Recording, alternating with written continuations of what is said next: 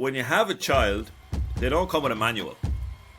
They don't come with a handbook. So you really end up in something that you don't know an awful lot about, and the role becomes really complex. So like what we're noticing is that there's mainly like, let's say, two different roles that the parents play. Garry, welcome back to the Functional Tennis Podcast.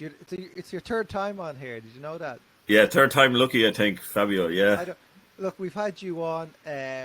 We've talked about in previous episodes about your career, how you got into coaching, your 10 years plus working as the main guy at the Irish National Academy, or what was that actually called? It was the National Training Centre at the time. Okay, you were leading the show there. You had a great group of lads. I remember being in there. Must have been 2010.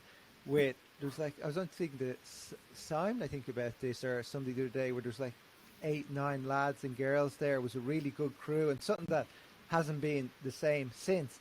So we talked about that. We talked about you working on the ATP Tour, WTA Tour with players, your consultant, setting up an academy, the Prodigy Academy, and and your mentoring as well. And then we briefly touched on what we're going to talk about today, is where you've gone back to university, and I don't overly know what you're working on, but I think it's something that will help a lot of our listeners, because we've many parent listeners and younger players, and I think what you've been working on is ideal for them. I'm sure there's a lot for coaches to learn as well here. So tell us, what have you been up to?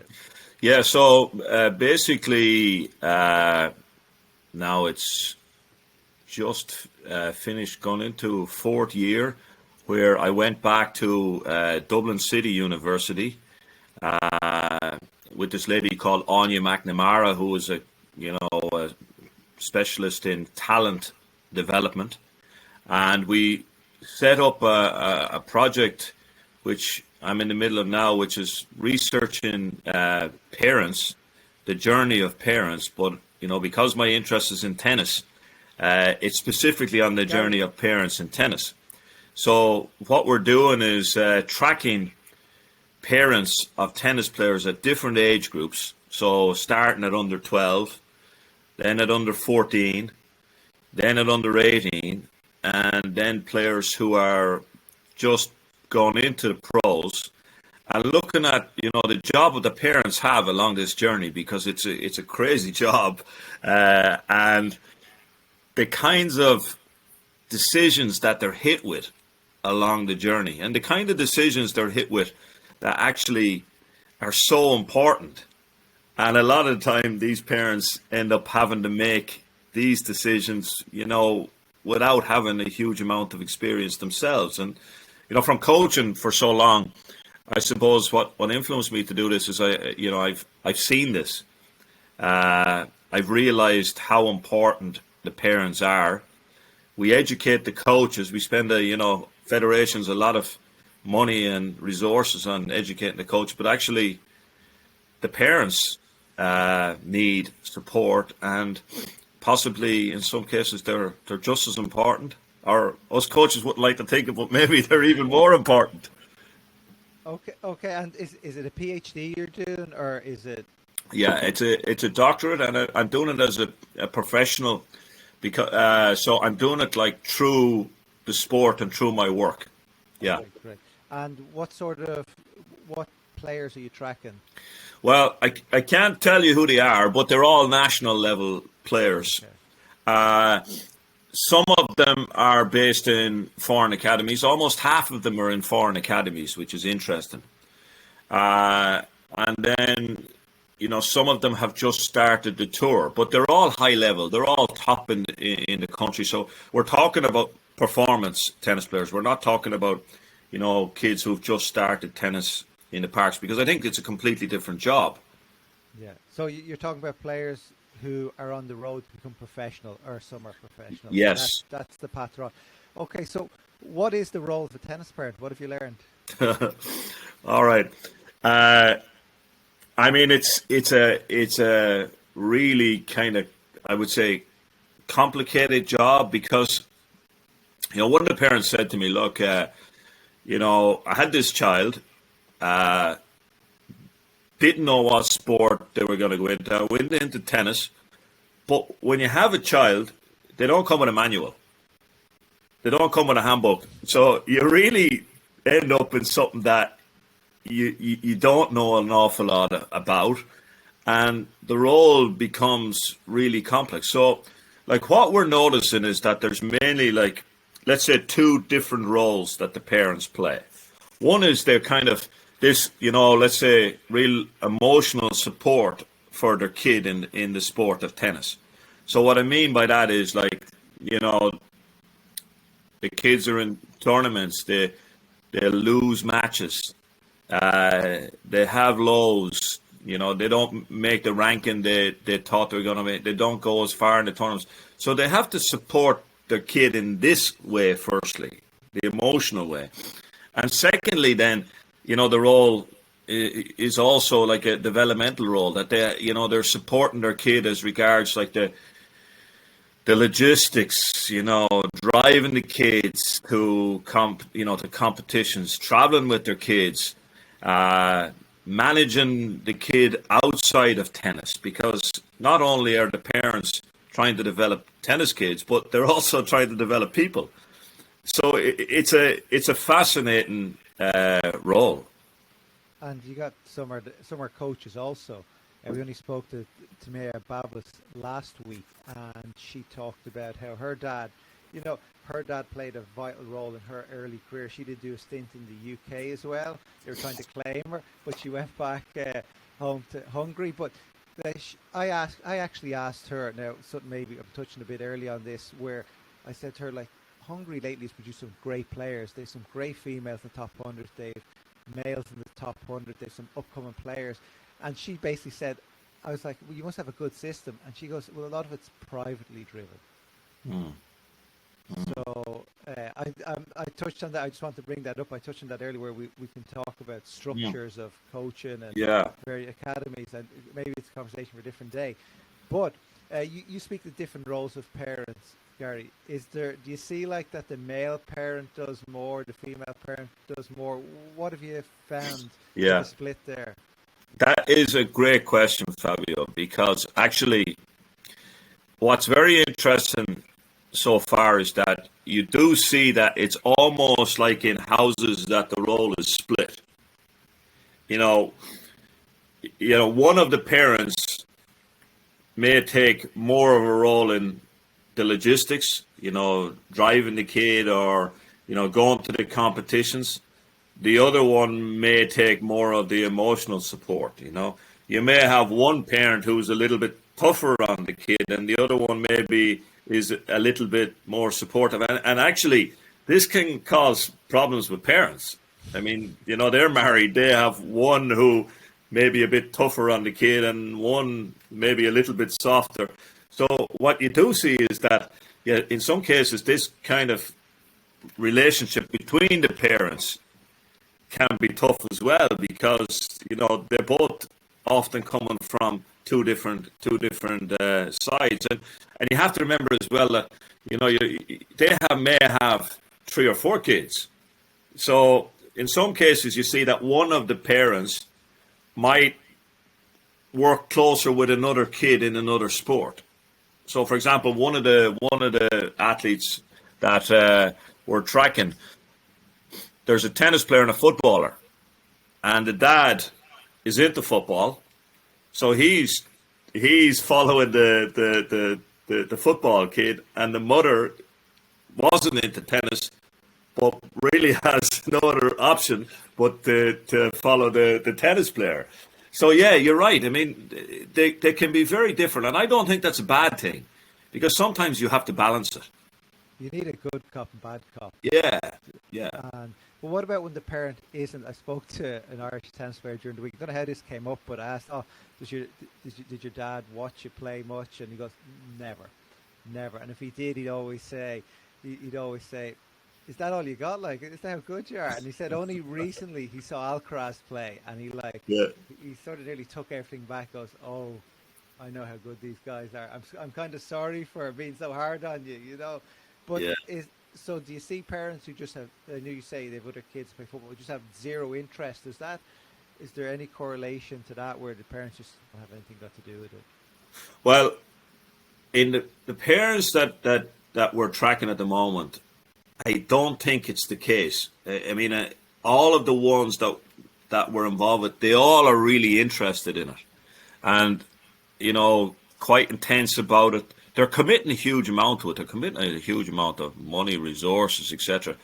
They're all really, really into it. But I'd say that if there's two parents, one of them may not be into it, but at least one of these parents is really, really into it. That guy you're talking about that weren't into it, I don't know if it's possible to really make it without one of these parents being really, really into it. I think you need somebody that's driving it. But you nearly hit on something that's interesting that has really been obvious from this, is where parents have talked a lot about what to do when their kid is not successful. Like, what do you do when your kid comes off the court after losing a match, gets in the car, and you start the journey home? This is something that parents really struggle with, and something that they've spoken a lot about to me. The fact that without having experience, they often just jump straight into what they think with the kid, or they start by criticizing, ends up becoming a row in the car on the way home, and I think simple things like that to help parents to understand what should you do when your kid loses a match is something that us coaches really need to get out to parents so we can help them to develop the athletes. Can I answer that? Yeah. Well, from what I've learned, I'm a young parent, as in my kids are really young. They don't play tennis. They're like under 4. But from talking to coaches, parents on here, what I think the simple thing is, you kind of, because I think I know, you kind of think everybody knows it then, but it just basically, you don't say anything. You let them speak. You let them process, and when they're ready, they speak. And is it that simple? I think it's part of it. I do think, you have to let them process everything first. I think what's really useful here is to have good questions. To try and ask the right questions to help the kid to reflect on what's after happening in the match. Because let's assume that they're still young, and a lot of them are, that they may not have the skills to really reflect at that age. So to be able to, ask them simple questions like, what did you do well today? You set a plan before the match. How did that work out in the match?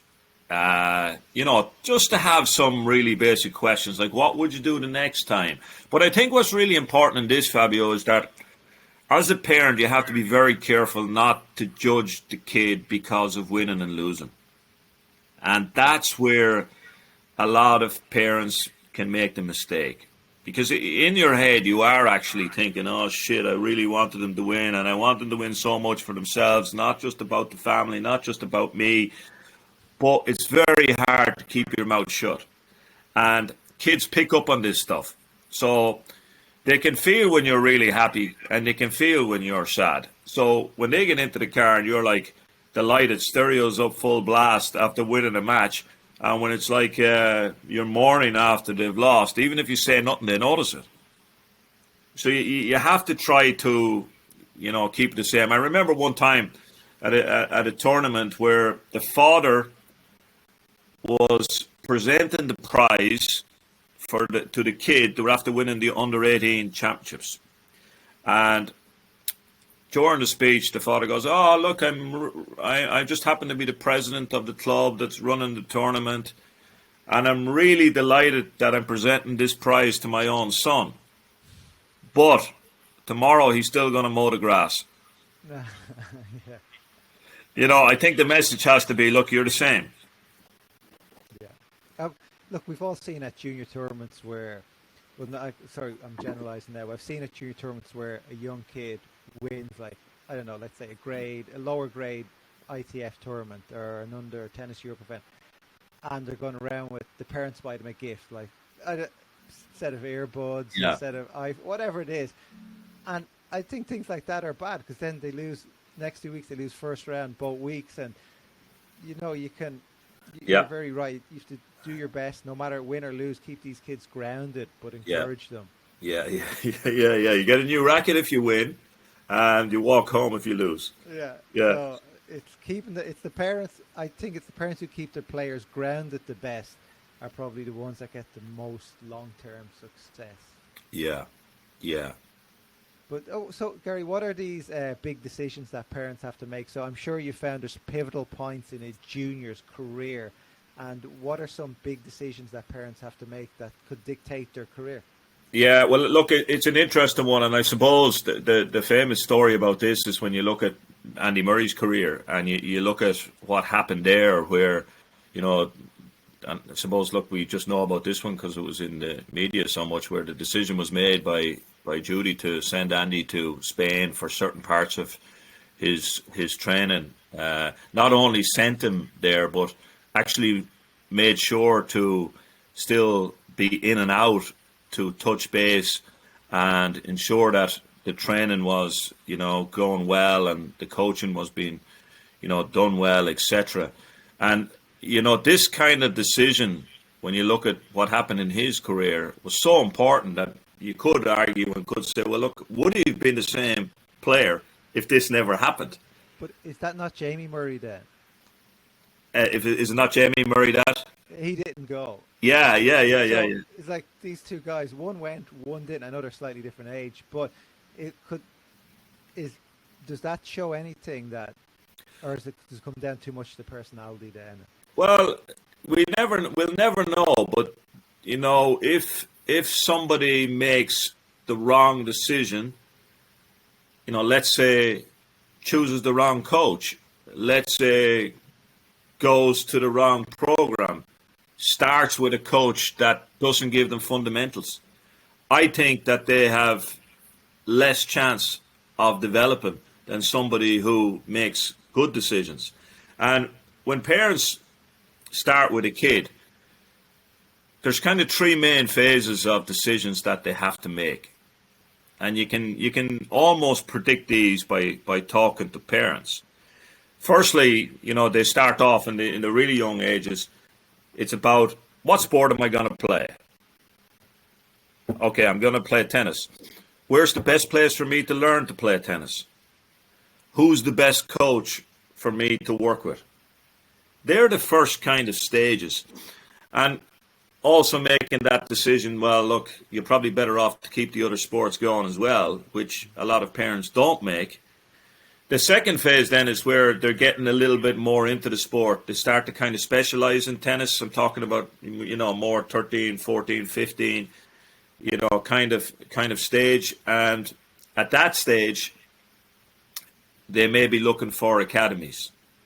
As I say, a lot of these kids, especially in countries like Ireland, they travel, they go to foreign academies. They might choose which academy we have to go to.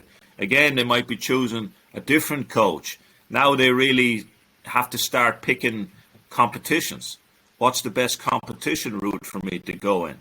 And then as they progress, you get to, finally the third phase where it's more about, okay, what's my track here? Am I going to go college? Am I going to try and play pro? And during this phase as well, you're making huge competition and financial decisions about, do I spend all my money playing juniors? Do I go on the pro tour? So these are all like massive, massive decisions that parents have to make. And because every decision is different and the people are different, you can't have like just one textbook to say you should do exactly this with your kid, but you can predict that these kind of things are going to happen. And I think as coaches, we can influence this and we can help. Yeah, I definitely think there's a lot of education there. The coaches should be able to offer the parents with what you're talking about. But kind of your three stages. First stage is kind of funny where, you get your kids into tennis. Normally it's a local club. You're not traveling far because you're trying to keep logistics short. So you can get lucky with there's a great coach at a local club, and that can help that's really what helps get the ball rolling, isn't it? So Yeah. that can help get the ball. And sometimes you can know too much, where you feel you don't want to send your kid to a club because you know too much. If that's another way, which is a bad thing as well. So sometimes the less you know, the better. What you say about academy, you're talking about choosing a coach, but from what I get, when a lot of the kids, not all of them, but when a lot of them go to these academies around Europe, around the world, you're not picking the coach, you're picking the academy.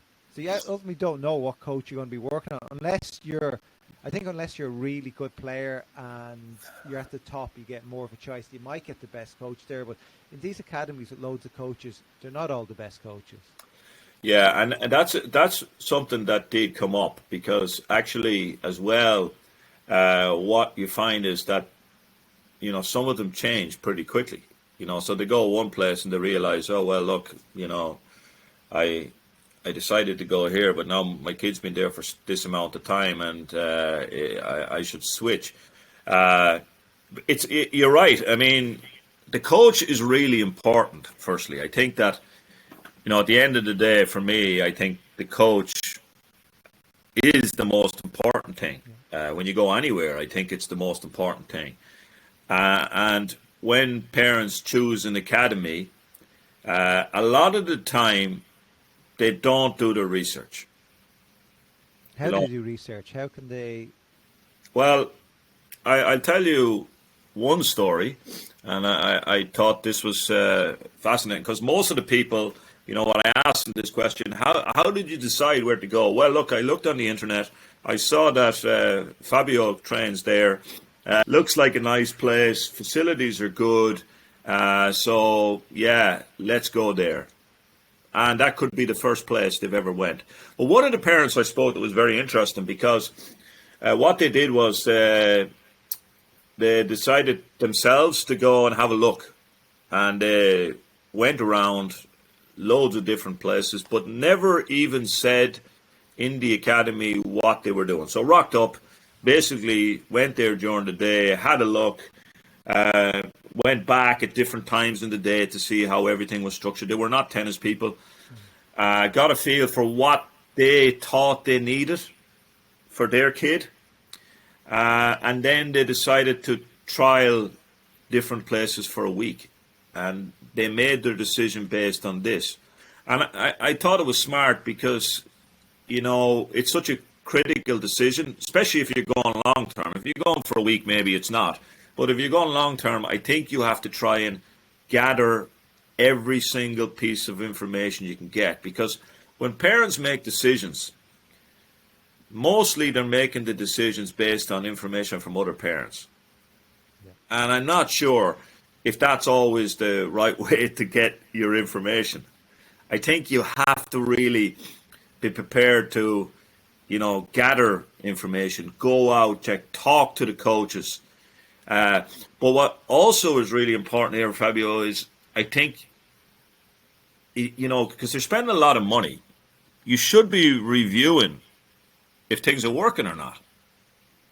It's not just a case of, Review. Sorry, I'm just jumping in here. What would be some things to review, apart from, obviously, ranking is an easy one to review, but it may not apply too well at young kids. So is it just having goals in place? How would you review if you one of your kids in, let's say, an academy in Europe, 3 months you want to review? What are you looking at? Well, I would go firstly, but it's different because I'm a coach, but I'd go different. I'd go firstly, I'd watch the player to see. I would go talk to the coaches, see what they feel, how they feel the player is doing. I'd talk to the physical trainers.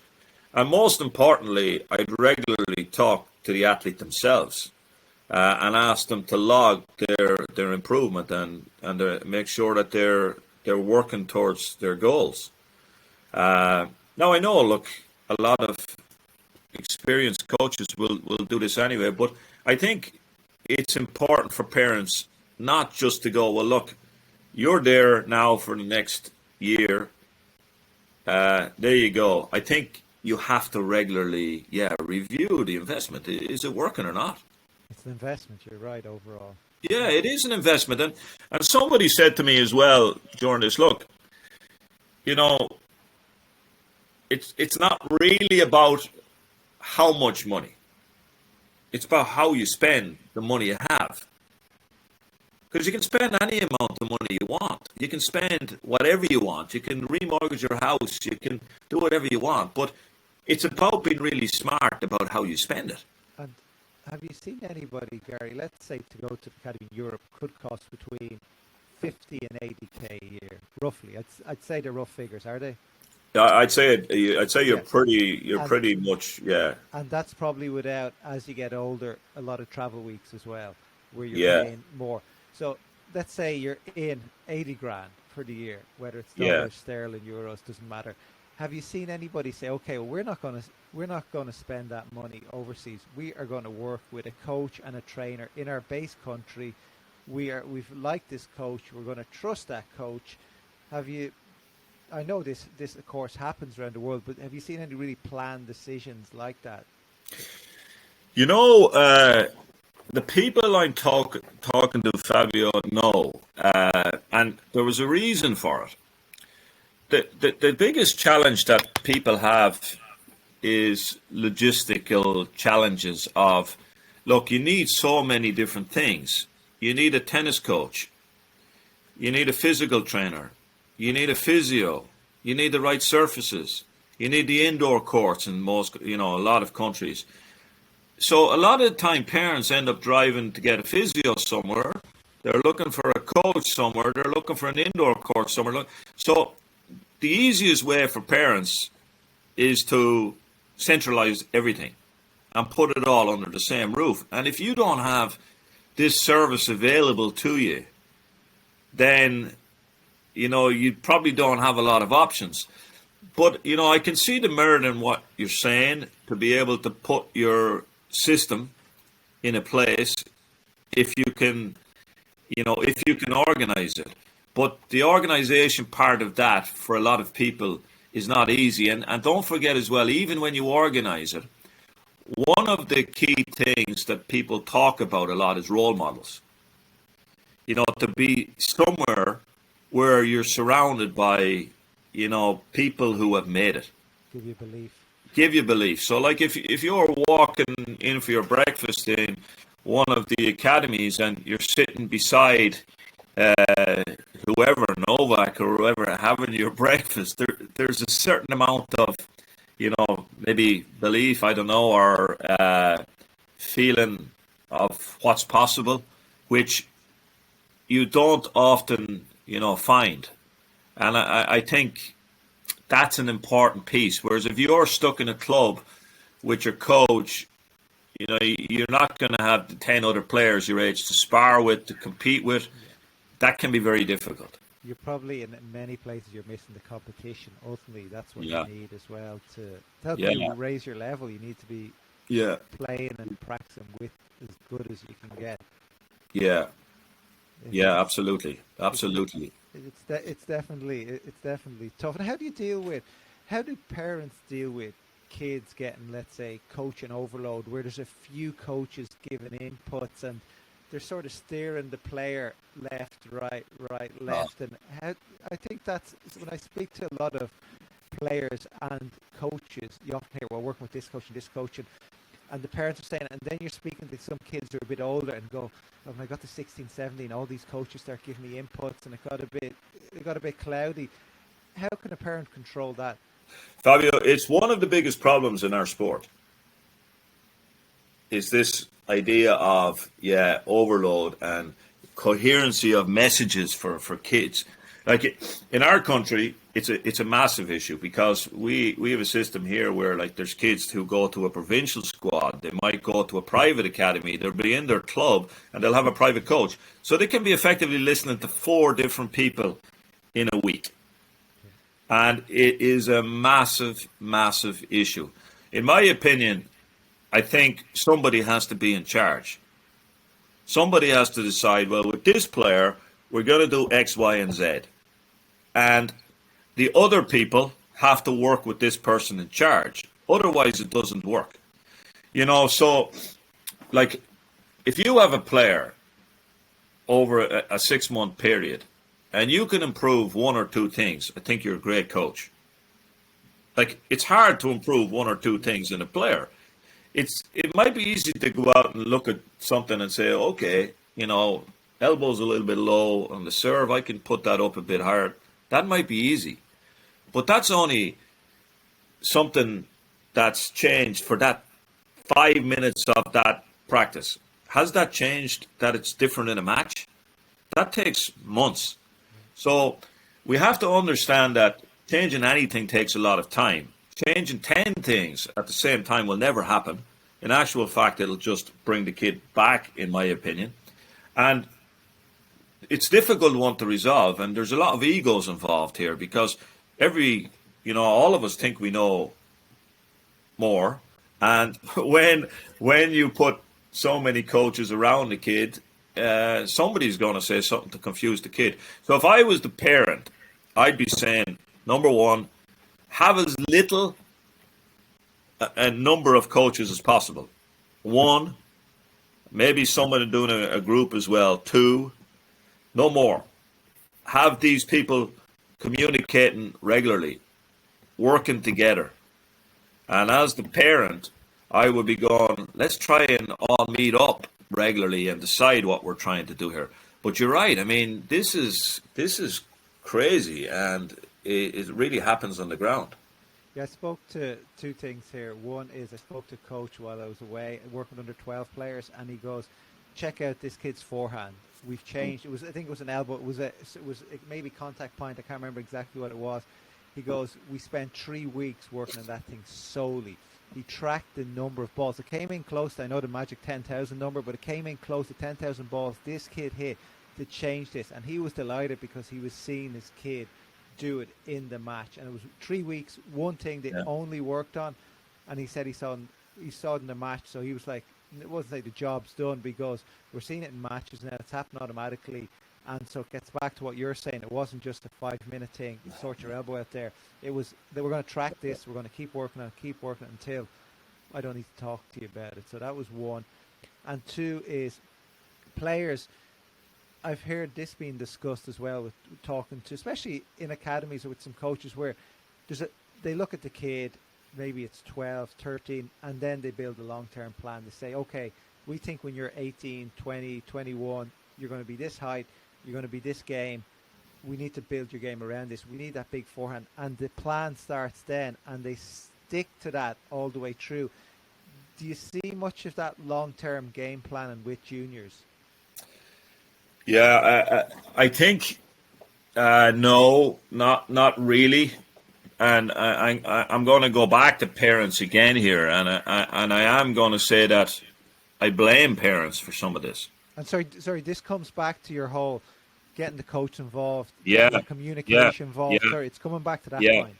And I would blame parents for some of this, Fabio, because I think parents don't understand enough about the big picture, and they're looking for the quicker results young.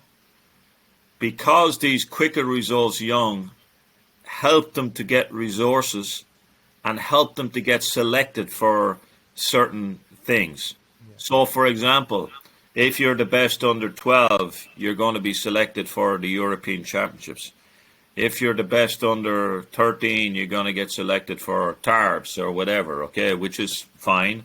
But as a coach, we're under pressure to make these kids the best under 12 or under 13, or we're going to lose a job. They're going to bring them to someone else that will do that.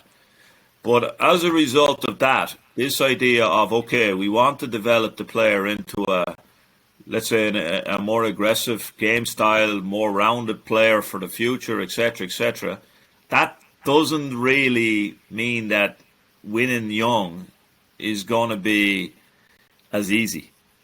Because you don't have the strength yet to really, maybe a little bit less consistent, etc.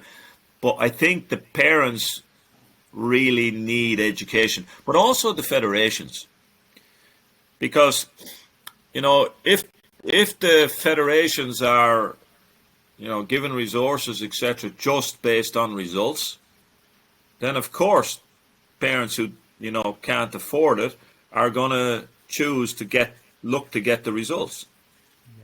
So it's a combination of things. It is, again, going back to, look, parents don't understand this, and I would say that, federations also need to understand this. Yeah, too many times the results-driven overdrives the process-driven. Yeah. And so, Garry, parents have to be educated here. Coaches have to be educated. Where does this start? Like, how do we get education to the parents? How can we educate the parents? How are you going to educate the parents? What's the route here? Well, I think we are educating coaches, and there's a lot of very good coach education programs.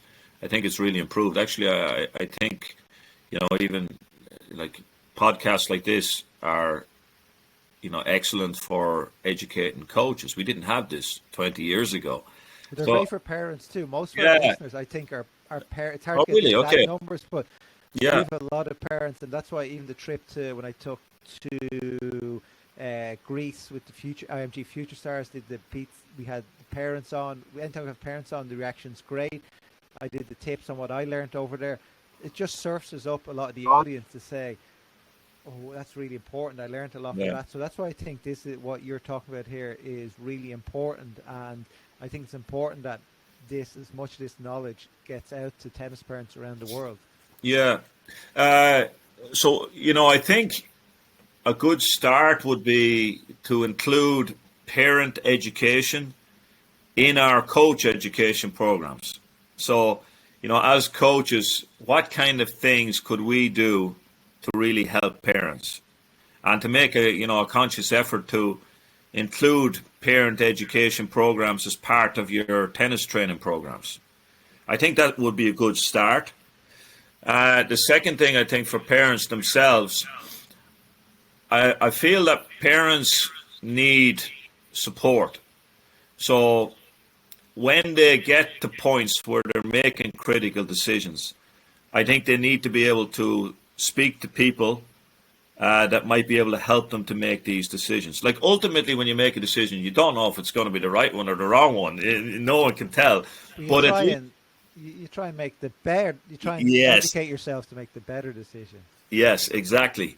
And the way I would kind of come at this, Fabio, is, okay, make parents aware of the different phases that they're going to be hit with throughout the kid's career. Okay, you are potentially going to be hit with this, and this at the different stages, because we can predict these by following what's happened with players. Not all of them, of course, but you can predict a lot of them. And then to support parents making the decisions. So in actual fact, you'll be kind of touching on, things that relate to even outside of tennis. How do people make decisions? Like, when we make decisions that are either really quick, so we call them like these kind of system one decisions that are intuitive, very quick decisions we have to make. We don't even notice we're making them. And then we have the second one, which are these we call system two, which are very slow decisions. And I think that in tennis, we need to help parents to make these slow decisions. And in actual fact, where possible, have as much time to make decisions, and then making sure that they have the right information, that they use some of the research to get this information as well. So it's based on solid information, not just other parents, and, support them in these ways. I think that would be a good start.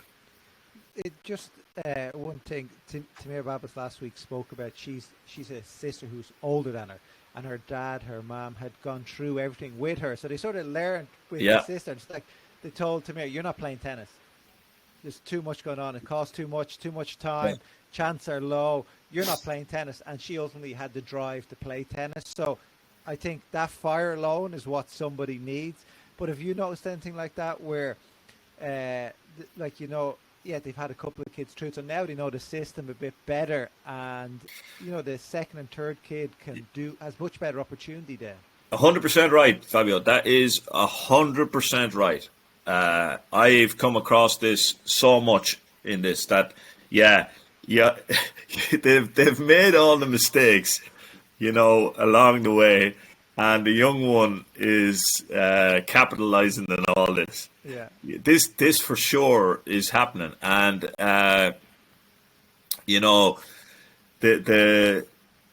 interesting thing is then they end up a lot of the time where the older one who, they realize that maybe they're not going to be the pro that we thought initially. They're the sparring partner now for the younger one. Yeah.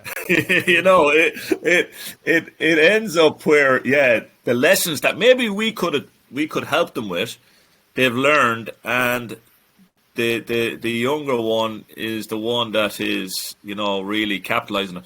The other thing that's worth mentioning here that I have found interesting is that we kind of assume that when parents are sending kids to academies and spending this much money, that they want their kids to be professional tennis players. But a lot of them don't. Okay, that's a good one. A lot of them actually don't want them to be professional tennis players.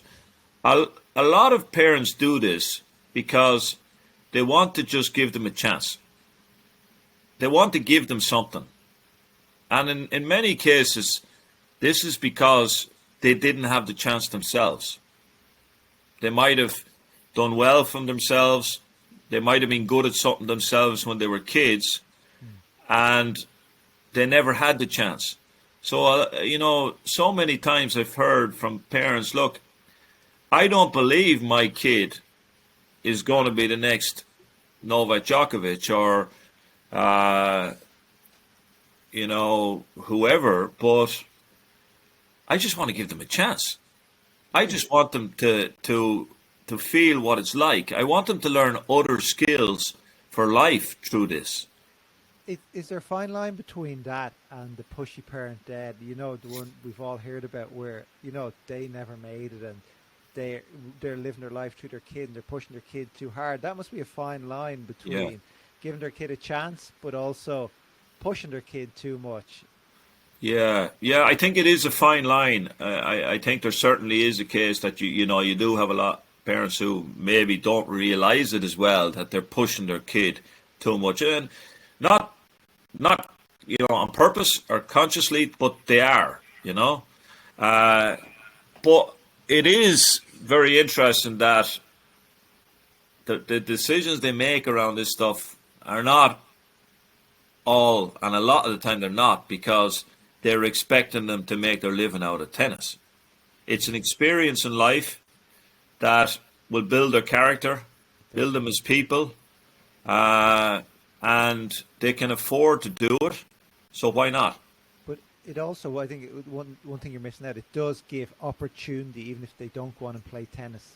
Finally, because one, you're getting the life skill, as you mentioned, will help you in life later on by being really good at something. People always want to play with you. You can do connections. But two, by being the best in your country, let's say, or top there, all of a sudden you have a choice to go to any university in the States. You can get this unbelievable education, which then you can get any job you want in the world. Like if you come out of Stanford with a degree, religion, you can get a job working in finance. They'll take you on. It's crazy, like. But you get these opportunities to go to these best schools that kids could only dream of, and that's an education as well, where parents don't know enough about that as well. So I think tennis can be a key to not only professional tennis career, but also it can open up so many doors for you. Yeah, and it was interesting that parents in their mind have a certain way that they want to bring up their kid, right? So I'd like my kid to have these kind of values. I'd like them to be hardworking, whatever it is. And a lot of the time, I think they search for ways to develop those in their kid. And through sport, through tennis, whatever, is one of the ways that you're going to be able to develop these things within your kid. And that's a reason. And also, people also have said to me that when they're choosing their coach, they have this in their mind. does this coach fit in with the kind of values that I want to see in my kid? Is this coach going to be, someone who's going to push my kid to work hard? Is this coach going to be someone who, is going to listen to my kid? Is this coach, and that I found interesting. That is something I hadn't really thought about it. Do the values of the coach kind of match up with the values of the parent? Yeah, and you'll see that in relationships as things play out. It's always great when you see a player win a big tournament, especially obviously the bigger the player, the bigger the event. Where the first person they always run to is the coach, it's never the parent. Like, yeah. Coach. You gotta feel bad for the parents because they spend so much time. This relationship is so strong, and they've both guided themselves there. It's kind of crazy that as far as I know, it's always the coach is the first person they go to. But ultimately, Gary, actually, I have two more questions for you. But before I ask the last one, how do parents deal with a player who ultimately isn't good enough? You could say they love the game, they want to be I want to be a top 100 player, but you just know sometimes it's just not there. It's never going to be there, no matter how much work. And the player consists on keep going. It turns into a wasted, not youth, but early, like teenage years upwards, where they spend time and they just say, "Look, how do you handle that?" Well, I suppose the question the parents have to ask themselves is, what are they trying to get out of this? Are they trying to get the player to be at the top of the game? And if they are, then I think that they have to sit down with the kid at some stage and say, "Look, we're investing a lot in this. Probably the chances are, not what you expect or we expect. Or bring the coach into this conversation and have a realistic chat about the options that they have. Maybe in this case, the option might be, look, go to college, get a great education. You're going to have a future. You could be a coach. You could be whatever. But I think they could have that conversation with the kid. But I think including someone in it, like the coach, so you have a bit of backup in it, but probably the player underneath maybe has a good idea themselves anyway. So like they'll see from the results. Well, you'd like to think they would. I think that's something that you could do, but I also think that maybe going back to what I said earlier, that the parents in many cases might just want to let them enjoy it and let them continue doing it. And if they're able to financially afford it and they think it's doing their kid good, maybe they just keep them doing it. Yeah, well, one thing tennis has done, I think, for me, for most people, keeps kids off the streets. It puts them, they're with a good coach, they're with another good set of kids as well, training with them. And it keeps you out of trouble, which is something, if it can just do that alone, I think that can help. But we're going to end this, Gary. What's your one takeaway you've learned? I know the journey isn't over for you in this doctorate here. What's the one thing that surfaced the most that parents can take away today? I know you've said a lot of good things already, but is there anything that really stands out that you think is really important parents need to know? Yeah, I think plan. I think the biggest thing here is plan. I would say that, from what I've seen and the parents who I think may have done a better job, they plan well. They're thinking down the road. They're thinking a few years ahead. They're not just doing it on foot. They're really well planned, and they do go wherever they need to put that plan together. They talk to whoever they can. They listen to whoever they can. They get the best possible information that they can when they're planning. Not just plan. Keep looking and reviewing the plan all the time.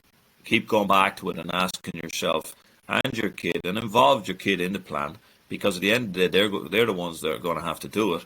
So involve them in the plan, but keep going back regularly to see if you're achieving what you've set out to do within that plan. And don't base that plan just on whether your kid is the best 10, 11-year-old or 12-year-old, wherever you are. Make it a plan based on what exactly you're trying to achieve for your kid, what they want, and get the best information on people around you. Thank you, Garry. Thank you very much. That's great. And if people do want to connect with you or learn more or have a question or, parents, where can they actually find you? Well, my email is info@prodigytennis.com. And we have an Instagram page for Prodigy Tennis. That's Prodigy INT, @Prodigy INT. Yeah, so look, I'm happy to, I find this a fascinating area. So I'm sure it's a great area. I think a lot of parents around the world need to know this sort of information. So I'm sure I'll hear you on other podcasts soon enough, spreading your message. So yeah, best of luck with this, and I look forward to hearing about the final results you get when you finish it up.